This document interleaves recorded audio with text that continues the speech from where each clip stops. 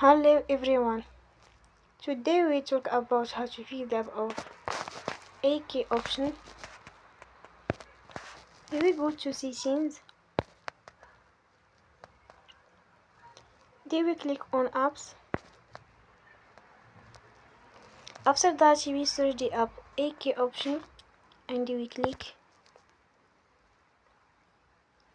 Then you will on for stop. After that you will go to storage. Then we click on clear cache. In the end, you will turn off your Wi-Fi and you will turn again. Don't forget to support us by like and subscribe.